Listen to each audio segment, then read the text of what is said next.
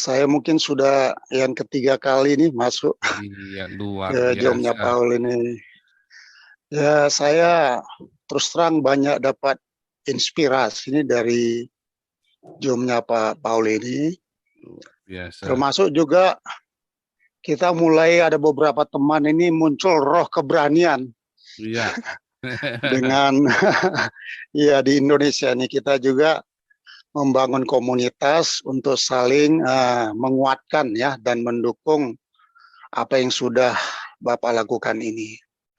Saya pernah berpikir ya, kenapa saya lahir di Indonesia yang merupakan negara mayoritas terbesar Muslim? Kenapa bukan lahir di negara yang mayoritas Kristen, mungkin di Filipina gitu ya? Kemudian kenapa juga saya lahir bukan dari suku mayoritas ya?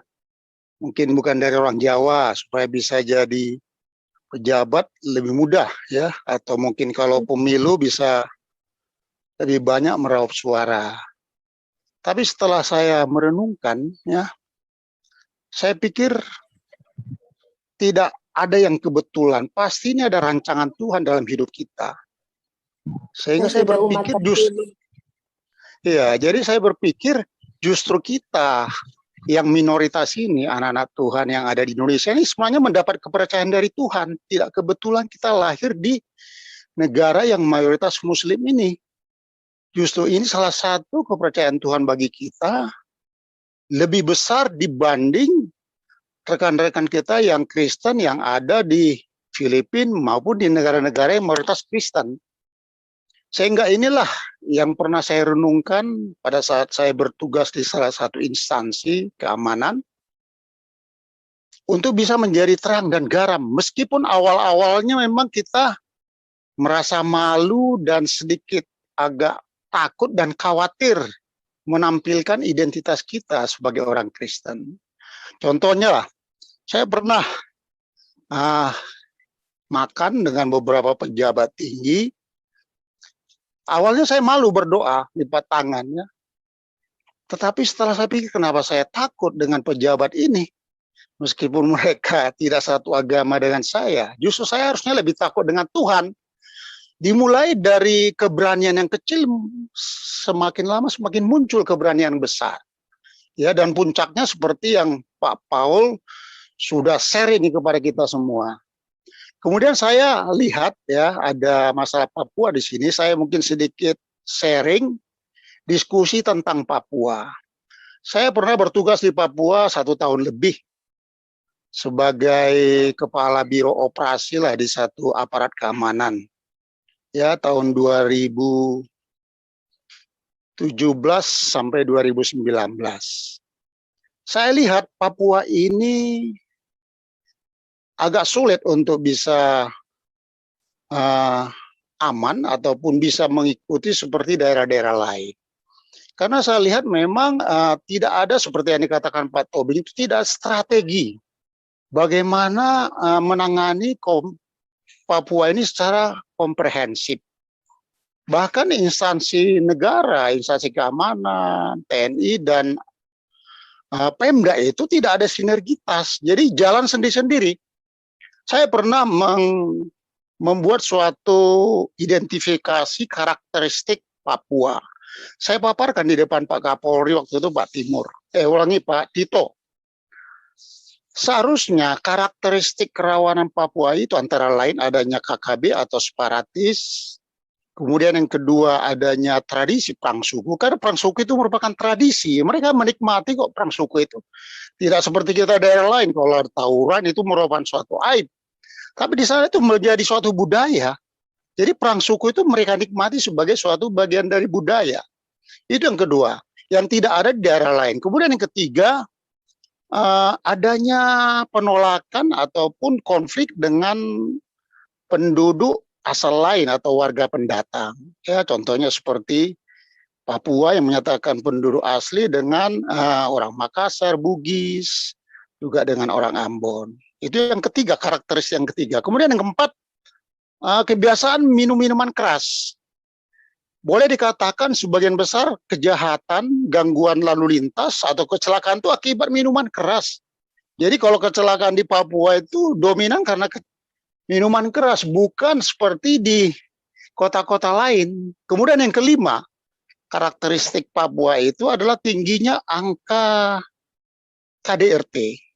Jadi memang kedudukan wanita di Papua itu sangat memprihatinkan, bahkan pemerkosaan. Jadi 5 karakteristik ini seharusnya Polri itu dalam rangka membangun keamanan atau pembinaan Kamtibmas di Papua itu tidak boleh sama dengan pembangunan atau pembinaan keamanan di polda-polda lain. Makanya saya mengusulkan seharusnya di Papua itu resersenya cukup 1 direktorat. Untuk apa sekarang resersenya sampai 5 atau 4 direktorat? Ada reserse umum, reserse khusus, kemudian narkoba, ada pengamanan barang bukti, ya.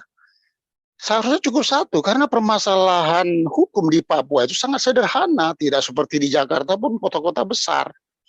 Ya, seharusnya Binmasnya yang harusnya dibuat menjadi 3 direktorat. Waktu itu saya usulkan sama Pak Tito 3 direktorat Binmas. Dulu ada namanya Binmas Pionir, bimbingan masyarakat.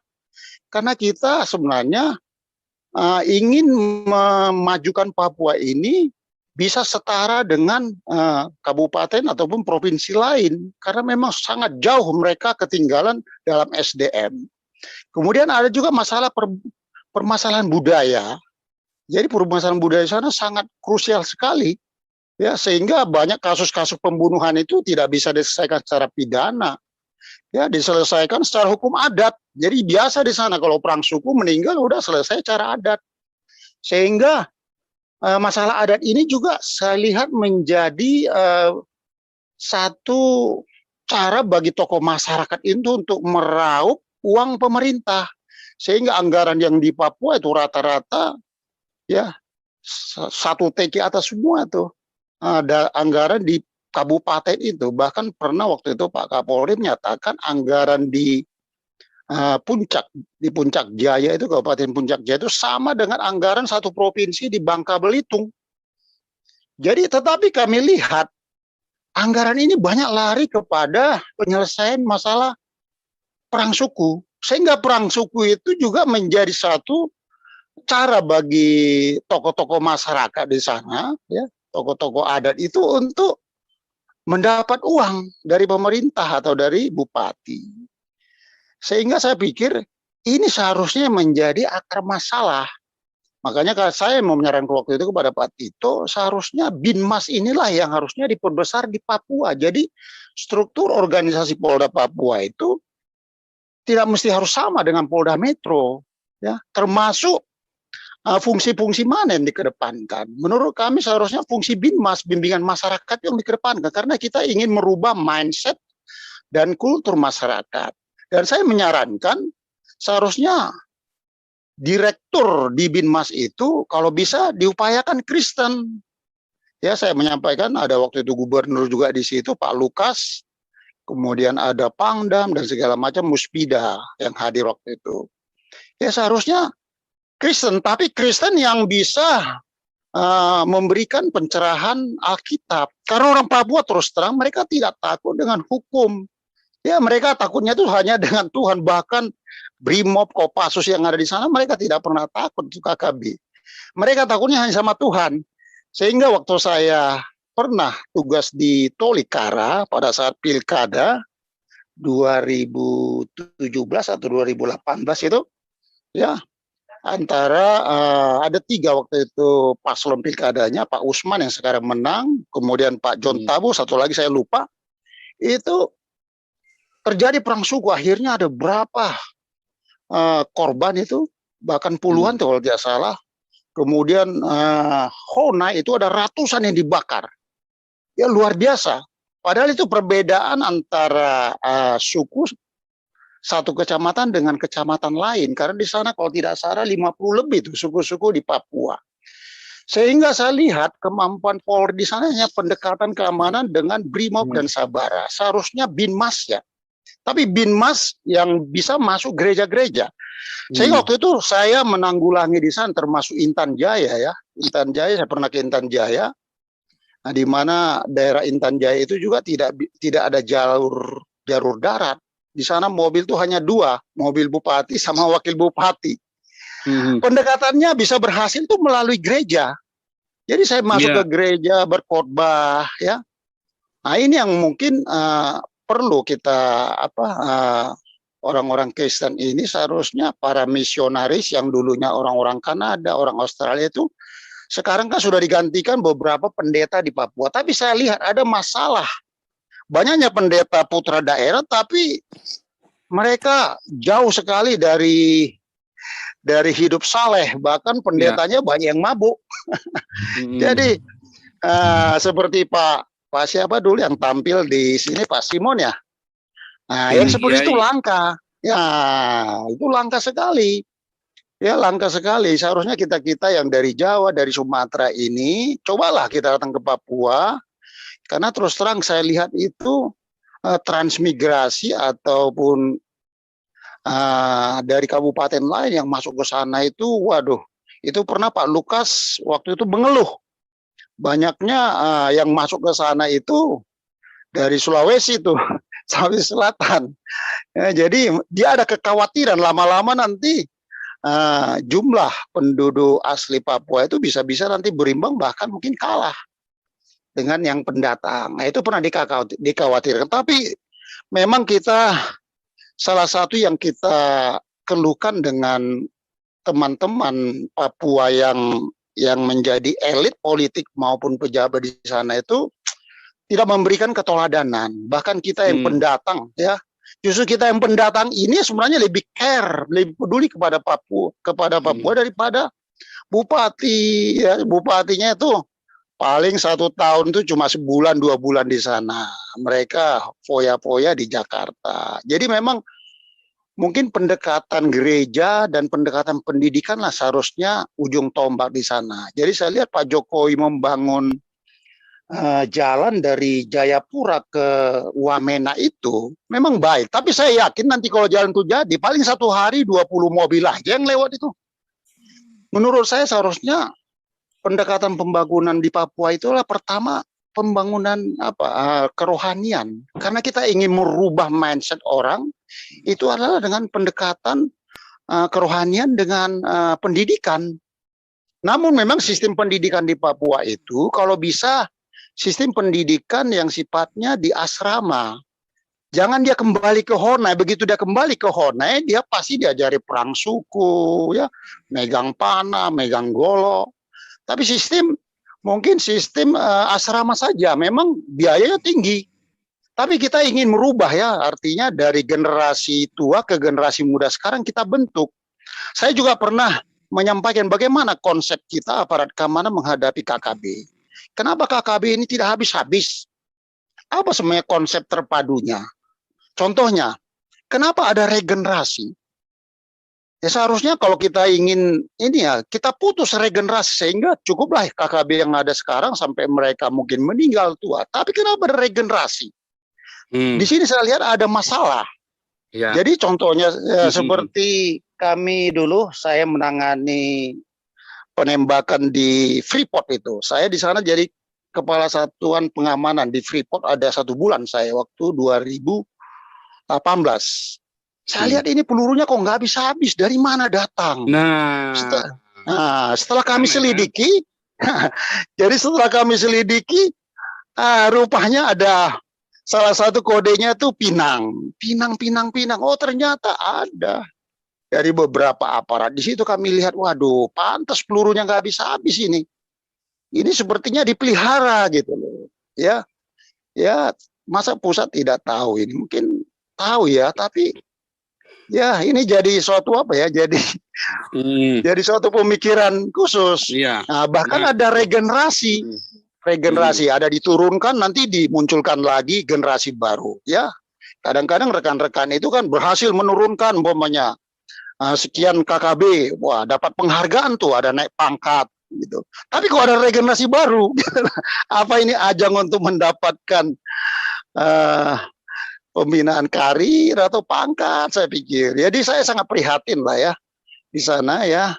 Waktu itu juga saya ajukan sama Pak Tito, coba ini struktur organisasi Polda Papua ini seharusnya Binmas yang diperbanyak, tapi dengan keterampilan khusus untuk bisa masuk gereja dan pembinaan kepada masyarakat melalui pendekatan pendidikan. Dulu namanya Binmas Pionir ya, melatih masyarakat itu untuk tampil sehingga tidak timbul ya seperti iri sosial kepada pendatang yang jauh lebih maju. Jadi kita meningkatkan kualitasnya melalui keterampilan bertani dan segala macam itu. Dulu ada Binmas Pionir. Nah, waktu itu Pak Tito menyatakan kepada Pak Kapoldanya, ya Pak Boy Rapi waktu itu, silakanlah bikin apa ya namanya tim khusus lah untuk menggodok itu.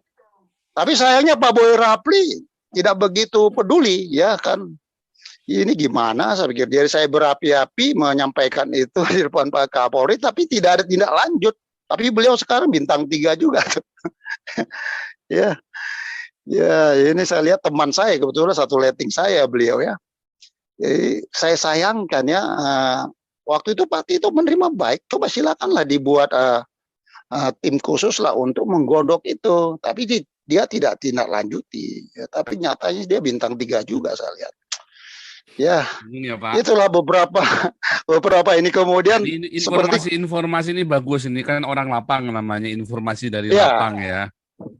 Jadi saya 1 tahun lebih jadi kepala biro operasi di Polda waktu itu. Nih Pak ikut YouTube kita, ikut Zoom di dalam baru 3 kali ya. Iya Pak.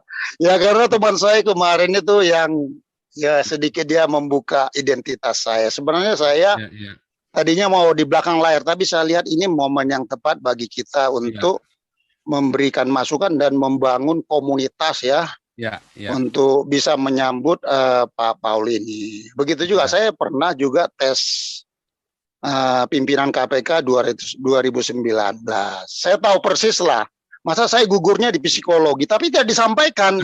Loh, saya itu biasa tes psikologi, kok masuk Akpol, tes psikologi, PTIK, CSP. Loh, kok bisa gugur dan tidak diberitahu gugurnya di mana gitu. Mas, ini menarik sekali. Jadi memang kalau kita mau belok dikit nih, masalah kemarin KPK tes itu. Kira-kira itu tesnya apa tuh Pak? Ini kan akhirnya beneran dipecat loh Pak, di yang 75 orang itu. Jadi saya lihat kemarin memang dulu-dulunya kan tes psikologi itu kan dari Fakultas Psikologi UI. Jadi tes-tes sebelumnya itu untuk KPK itu kalau tidak salah itu dilakukan oleh Fakultas Psikologi UI. Tapi 2019 itu tes psikologi KPK ya di tahap ketiga saya gugurnya, tapi tidak diberitahu gugurnya di mana. Saya lihat itu tidak jauh beda dengan saya dulu tes Akabri. Dulu saya Akabri 88, Akabri terakhir, setelah itu Akpol sekarangnya. Nggak jauh beda dan kita sering menghadapi tes itu. Tapi gugur saya kalah dengan yang tidak pernah tes seperti itu, orang-orang sipil. Jadi saya pikir ya udahlah, ya ini mungkin ada maksud tertentu, tapi sebenarnya kalau kita kembali kepada apa ya wawasan kebangsaan, dulu kita tes Akpol itu kan Akabri itu bisa berbulan-bulan loh di Kodam, kemudian di Magelang tuh 1 bulan kita itu diwawancara. Jadi habis tes itu kita diwawancara itu dengan 4 angkatan, darat, laut, udara, polisi. Jadi sebenarnya yang digali itu sebenarnya sejauh mana kita memahami ideologi Pancasila, itu yang pertama. Kemudian yang kedua adalah sejauh mana kita cinta kepada negeri ini. Bahkan waktu itu kita punya komitmen sekiranya Indonesia ini hancur, justru seharusnya lulusan-lulusan Akpol atau Akabri itulah yang terakhir keluar dari negeri ini. Nah, jadi kecintaan terhadap bangsa negara itu yang perlu dibangun. Jadi istilahnya kalau Indonesia ini hancur, seharusnya yang terakhir keluar dari negeri ini adalah lulusan-lulusan dari Akabri. Nah, kemudian yang ketiga memang bagaimana kita toleransi beragama. Jadi toleransi itu, jadi saya ingat dulu ya teman-teman saya Akabri itu namanya toleransi beragama luar biasa. Tapi memang saya menyadari setelah kita pisah ya, Polri pisah dari TNI ya, memang ada positifnya, ada negatifnya. Negatifnya saya lihat disiplin sekarang hancur lebur itu. Saya lihat junior-junior saya di Polri itu, waduh hancur lebur.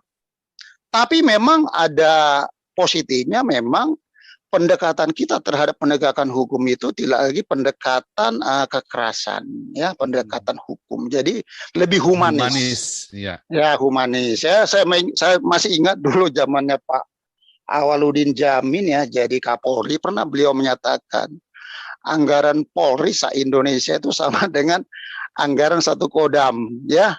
Jadi memang ada positif negatif. Memang terus terang disiplin kita hancur lebur sekarang. Kalau saya lihat junior sekarang, termasuk mentalnya jauh ya. Jadi sekarang ya itulah kemarin Pak Tito membuat satu konsep ya, bagaimana merubah gambar atau citra Polri itu. Yang pertama kalau tidak salah, bagaimana kita menghilangkan budaya pungli lah bahasa kasarnya, ya, hegemoni ya. Waktu itu konsep pertama. Saya berpikir sebenarnya kita tes akpol dulu, tes akabri itu kayaknya tidak diragukan lah. Tidak mungkin, kalaupun ada kadar pungli kita itu mungkin hanya 5%. Saya berpikir, kenapa konsep ini lebih banyak pendekatannya kepada Polri? Padahal setelah saya menganalisis, kenapa polisi-polisi itu pungli ya? Kalau saya berpikir itu penyebabnya bukan dari dirinya, tapi dominan mungkin dari keluarga, mungkin dari istri. Jadi seharusnya yang dirubah itu istri-istrinya polisi, bukan polisinya yang dominan. Ya, justru banyak kita ini kan seharusnya warga negara terbaik mungkin ya. Setelah dites dari sekian ribu, hanya sekian orang yang masuk. Jadi sebenarnya kita kalaupun ada punglinya itu mungkin kadarnya rendah lah. Tapi mungkin setelah nikah kenapa kita itu waduh, luar biasa, takut-takut istri ya, apa SST namanya. Jadi sebenarnya kecintaan atau kasih sayang kepada keluarga itulah yang dominan membuat mungkin Polri itu akhirnya oknum-oknumnya ya, itu pungli. Tapi saya yakin banyak lah teman-teman saya juga yang masih lurus lah. Ada teman saya itu yang benar-benar hidupnya pas-pasan. Bahkan dulu saya punya anggota di Sulawesi Tenggara itu, pensiun sersan mayor, itu nggak punya rumah. Jadi dia tinggal di kebun. Jadi banyak sebenarnya polisi-polisi yang jujur. Namun mungkin ya mereka tidak bisa masuk sistem ya, karena kondisi di organisasi yang sudah begitu mungkin agak ini. Saya pernah juga memberikan saran kepada teman-teman LSM ya. Memang sulit ya, Polri itu bisa lepas dari teman-teman pengusaha ataupun kalangan-kalangan pejabat atau penguasa. Ya, apalagi teman-teman mungkin yang di reserse. Mungkin dia dari Letnan 2 itu sudah bergaul dengan pengusaha. Makanya waktu itu saya menyarankan, mungkin kalau mau jadi Kapolri yang terbaik itu mungkin seharusnya dari Brimob lah. Atau dari Sabara. Karena mungkin dia dari Letnan, dia belum terkontaminasi dengan kehidupan glamor ya. Jadi seharusnya Brimob saja lebih tepat kalau memang mau cari polisi yang bersih, mungkin Brimob, Binmas atau Sabara. Ya, karena dia mungkin kecil kemungkinan dia terkontaminasi dengan kehidupan yang KKN lah begitu ya. Tapi saya yakin masih banyak lah teman-teman di polisi yang baik ya. Ya, termasuk Pak Kapolri ya, teman-teman. Cuma mungkin mereka itu tidak bisa lepas dari kekuasaan. Contohnya lah, kenapa Kapolri itu harus ada fit and proper test? Beliau itu kan pembantu presiden, seharusnya tidak perlu ada fit and proper test ya, Kapolri maupun Panglima TNI termasuk Jaksa Agung, supaya dia bisa lebih netral. Tapi dengan fit and proper test itu membuat dia terperangkap dengan kekuasaan politik. Ya, tapi ya sekarang kan yang bikin undang-undang kan di legislatif, jadi sulit juga ya. Mau tidak mau ya, waktu dia fit and proper test itu sudah pasti dia akan terkait dengan kekuasaan politik. Pasti Komisi 3 akan berusaha ya untuk bisa dekat dengan pimpinan Polri maupun kejaksaan ya. Karena disitulah mulai. Makanya seharusnya Kapolri itu tidak perlu fit and proper test ya, supaya bisa lebih netral dan mandiri ya. Ya kira-kira Luar biasa. Begitu yang bisa saya sampaikan sharing ya. Ya Kita saya oleh 3.500 menyampaikan ini untuk orang. kebaikan lah. Ya kecintaan saya kepada institusi saya Polri. Ya saya lihat memang kemarin Pak Tobing juga ya sepertinya mendiskriminasikan Polri. Sebenarnya sih masih banyak lah polisi-polisi yang baik ya. Karena Polri itu kan pendekatannya penegakan hukum dan keamanan. Ya memang sekarang masih ada diskusi belum jelas sih mana keamanan nasional, mana keamanan negara. Karena Polri itu menurut Undang-Undang Nomor 2 adalah dalam rangka keamanan dalam negeri, tapi ada lagi keamanan nasional. Jadi memang ini yang masih belum clear ini. Apa yang dimaksud keamanan negara, apa yang dimaksud keamanan nasional, kan begitu ya. Tapi saya yakin bahwa Polri itu sebenarnya institusi yang sangat setia dengan negara. Kita bolehlah lihat di dunia ini, belum ada Polri yang pernah kudeta. Kelemahan oknum Polri itu hanya masalah apa namanya, masalah materi aja mungkin. Tapi kesetiaan kepada negara, polisi lah di dunia ini saya kira tidak ada yang pernah kudeta. Polisi itu pasti cinta kepada negerinya. Cuma mungkin masalah mamon lah ya, mamon ini yang jadi masalah. Ya, termasuk juga mungkin oknum-oknum Polri yang di lapangan itu langsung merogoh kantongnya rakyat. Jadi langsung terasa. Padahal sebenarnya mungkin yang di atas itu lebih banyak lagi itu, lebih parah lagi. Mungkin anggota di lapangan tuh hanya merogoh 50.000, wah itu udah menjerit tuh. Apalagi yang dirogoh itu tukang beca ataupun tukang ojek. Tapi sementara yang di atas itu, waduh, MM-an itu nggak ada yang tahu. Ya ngerogoti. Akhirnya inilah yang membuat Polri itu jadi citranya agak sulit dihapus karena bersentuhan dengan rakyat-rakyat kecil. Langsung, ya. Nah, langsung ya. Jadi rakyat itu kebencian. Jadi antara rindu dan bencilah kepada polisi kan gitu. Kalau ada kejahatan perampokan merindukan polisi, tapi khususnya polisi lalu lintas. Mungkin tapi saya kira sekarang terobosan-terobosan sudah dilakukan Polri, sekarang sudah ada tilang online ya, sehingga itu mengurangi juga ya citra buruk polisi di lapangan. Tapi banyaklah sudah perbaikan zamannya Pak Tito luar biasa, dan sekarang juga mudah-mudahan bisa lebih ke depan diperbaiki, terutama yang terkait dengan memang materi. Saya juga sependapat seharusnya Polri itu jangan mengelola uang, itu seharusnya tugasnya eksekutif ya, seperti Samsat seharusnya itu diserahkan aja kepada Pemda. Ya, karena polisi itu hanya penegakan hukum saja, jangan bersentuhan dengan materi. Ya, karena itu akan sulit kita melakukan pengawasan karena kelemahannya adalah kontrol di lapangan ya. Sulit kita mengontrol anggota di lapangan ya. Termasuk juga sistem penggajian. Sistem penggajian Polri itu kan masih sama dengan TNI. Kalau kita lihat di Singapura, di Malaysia itu luar biasa gaji polisinya. Ya, tapi kita masih sama sistem penggajiannya dengan TNI ya, ini mungkin agak masih sulit juga ya, masih sulit. Coba kalau sistem penggajiannya sama dengan di Singapura, di Malaysia itu mungkin Polri ke depan bisa mengurangi punglinya lah, bisa mengurangi punglinya. Kalau kita nyogok polisi, terus polisi nyatet kita, malah dia dapat bonus lebih gede lagi, Pak. Ya itu. Dapat pangkat juga, dapat penghargaan, dapat hadiah juga. Apalagi kalau dia punya kasus bagus, ada yang tersangka itu berusaha menyuap dia dan ada buktinya kena, wah dia langsung ini Pak. Tapi luar biasa Pak, ini sharingnya, ini teman-teman ini kan ditonton 3.000 orang lebih nih Pak. Jadi ini memang ada satu membuka wacana kita semuanya bahwa memang ada ketimpangan, ketidakberesan.